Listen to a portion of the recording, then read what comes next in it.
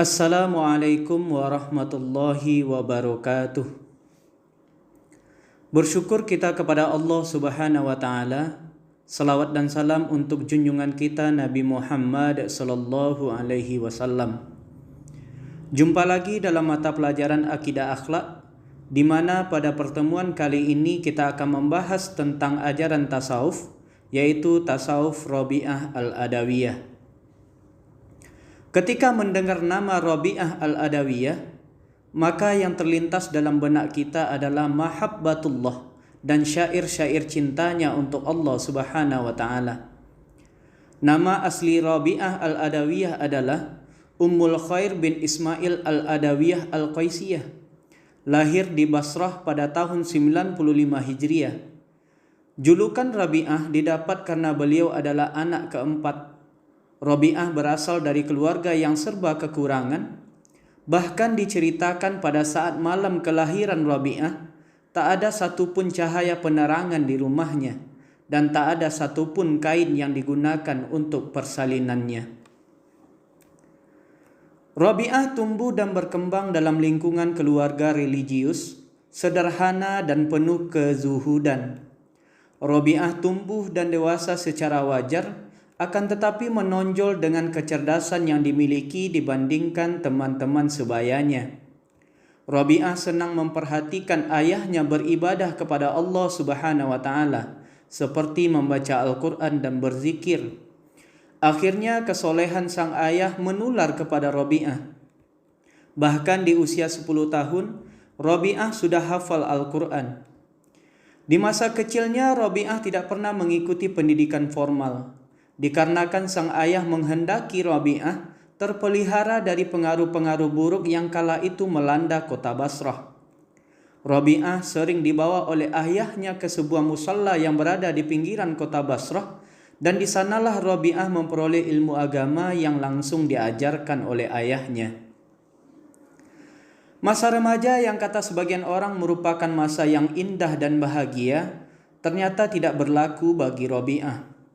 Masa-masa manis bersama ayah dan ibu tidak dapat dinikmatinya lagi, karena dalam usia yang masih muda, ayahnya berpulang ke rahmatullah, disusul kemudian oleh ibunya. Tinggallah Rabi'ah bersama ketiga saudara perempuannya yang harus berjuang mempertahankan hidup dalam kemiskinan. Sehari-hari Rabi'ah bekerja di sungai menyeberangkan orang dengan perahu kecil peninggalan orang tuanya.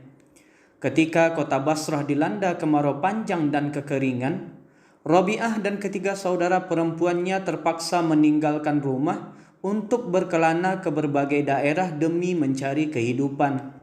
Di tengah pengembaraan ini, Rabi'ah terpisah dari ketiga saudara perempuannya. Rabi'ah dihadang oleh perampok, kemudian dijual sebagai hamba sahaya dengan harga murah. Hidup sebagai budak dan dipekerjakan sebagai bidu wanita mewarnai kehidupan Rabi'ah al-Adawiyah. Di tengah kehidupan yang tidak menyenangkan ini, Rabi'ah tetap menjalaninya dengan tabah dan sabar. Salat malam tetap dilakukan dengan rutin, lisannya tidak pernah berhenti berzikir, kalimat istighfar merupakan senandung yang selalu didendangkannya. Musibah datang silih berganti tidak membuat Rabi'ah jauh dari Allah, malah semakin membuat Rabi'ah mendekatkan diri kepada Allah Subhanahu wa taala. Dalam kisah yang cukup panjang, akhirnya Rabi'ah memperoleh kemerdekaannya. Rabi'ah banyak mengikuti majelis Hasan al-Basri. Dari sinilah perjalanan sufi Rabi'ah dimulai. Meskipun sebenarnya jalan kesufian sudah ditempuh oleh Rabi'ah sejak kecil. Selama hidupnya, Rabi'ah tidak pernah menikah. Meskipun ia adalah seorang yang cantik dan menarik, Rabi'ah selalu menolak lamaran laki-laki yang ingin meminangnya. Rabi'ah wafat pada tahun 185 Hijriah dan dimakamkan di kota kelahirannya, Basrah.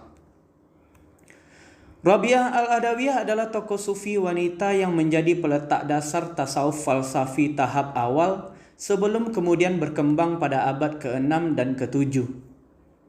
Rabi'ah al-Adawiyah adalah seorang sufi yang memberikan warna tersendiri dalam dunia tasawuf dengan konsep mahabbah.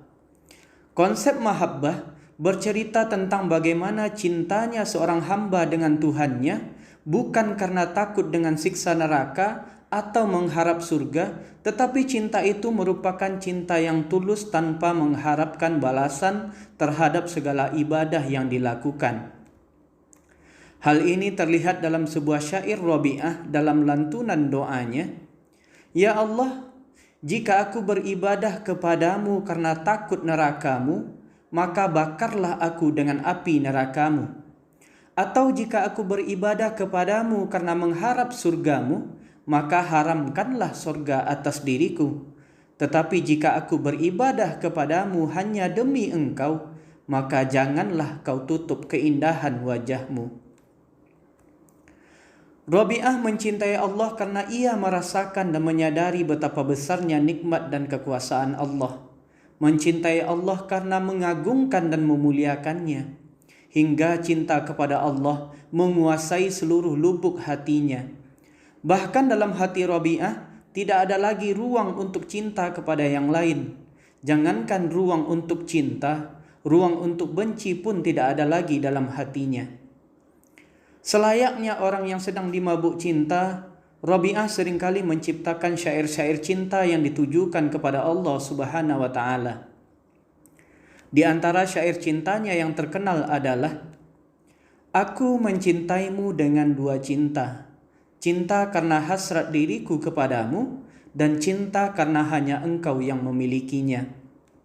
Dalam syair yang lain, Rabi'ah berkata, "Wahai Tuhanku, tenggelamkanlah aku dalam mencintaimu, sehingga tidak ada yang menyibukkan diriku selain dirimu." Mahabbah merupakan tingkatan tertinggi dalam tasawuf Rabi'ah al-Adawiyah. Menurut Rabi'ah al-Adawiyah, untuk mencapai mahabbah ini harus melewati beberapa tahap. Di antaranya, 1. Zuhud. Tahap pertama yang harus dilalui adalah berlaku zuhud. Kezuhudan Rabi'ah al-Adawiyah tercermin dari sikapnya yang menghindari dunia. Rabi'ah mabuk dengan kecintaannya kepada Allah dengan banyak ibadah. Bahkan Rabi'ah hanya tidur sebentar di siang hari dan menghabiskan malamnya untuk tahajud dan beribadah kepada Allah Subhanahu wa Ta'ala. Rabi'ah pernah berkata, "Penolakan terhadap dunia ini adalah perdamaian, sedangkan nafsu terhadapnya akan membawa kesengsaraan." Yang kedua, ridho. Tahap berikutnya setelah usaha berlaku zuhud adalah ridho. Ridho adalah kondisi jiwa menerima segala ketentuan Allah Subhanahu wa Ta'ala, berbaik sangka pada tindakan dan keputusannya, serta meyakini firman-firman-Nya. Yang ketiga, ihsan. Tahap ketiga setelah ridho adalah ihsan, yaitu keadaan seorang hamba ketika melakukan ibadah seakan-akan dapat melihat Allah Subhanahu wa Ta'ala, atau kalau tidak bisa, setidaknya merasa bahwa dirinya dilihat oleh Allah. Suatu saat Rabi'ah pernah ditanya, "Wahai Rabi'ah, kamu beribadah kepada Allah, apakah kau dapat melihatnya?" Ketika itu Rabi'ah menjawab, "Kalau aku tak bisa melihat Allah, tentu aku tak akan beribadah kepadanya." Dalam tasawuf, kondisi yang disampaikan oleh Rabi'ah dalam jawabannya ini terkenal dengan istilah musyahadah. Musyahadah itu beda dengan melihat. Musyahadah itu adalah keadaan jiwa seorang sufi yang menyaksikan tanpa keraguan kehadiran Allah dalam dirinya. Dalam tasawuf Rabi'ah al-Adawiyah, jika ketiga tahap di atas sudah dilewati, maka sampailah seorang hamba pada tingkatan mahabbah, yaitu cinta kepada Allah Subhanahu wa Ta'ala. Cinta dalam level tertinggi adalah lenyapnya sifat diri berganti dengan sifat-sifat yang kita cintai. Oleh karena itu, sufi dengan makam tertinggi akan mencapai keadaan takhalluq bi akhlaqillah, yaitu berakhlak dengan akhlaknya Allah Subhanahu wa Ta'ala. Dari pemaparan di atas dapat disimpulkan bahwa Rabi'ah al-Adawiyah adalah seorang tokoh sufi wanita yang terkenal dengan konsep mahabbah. Adapun landasan teologi konsep mahabbah ini terdapat dalam Quran surah Al-Maidah ayat 54 dan Quran surah Ali Imran ayat 31. Meskipun konsep mahabbah ini cukup membingungkan bagi kita muslim awam, agaknya firman Allah dalam hadis qudsi berikut dapat mengurangi kebingungan kita. Allah berfirman, "Hambaku yang senantiasa mendekatkan diri kepadaku dengan perbuatan-perbuatan baik, hingga aku cinta padanya. Orang yang kucintai menjadi telinga, mata, dan tanganku." Barangkali seperti itulah keadaan yang dirasakan oleh Rabi'ah al-Adawiyah. Semoga dengan mempelajari tasawuf Rabi'ah al-Adawiyah, kita termotivasi untuk meningkatkan cinta kepada Allah dengan banyak ibadah dan menjadi pribadi yang dicintai oleh Allah Subhanahu wa taala. Terima kasih sudah menyimak pemaparan ini. Sampai jumpa di lain kesempatan. Wassalamualaikum warahmatullahi wabarakatuh.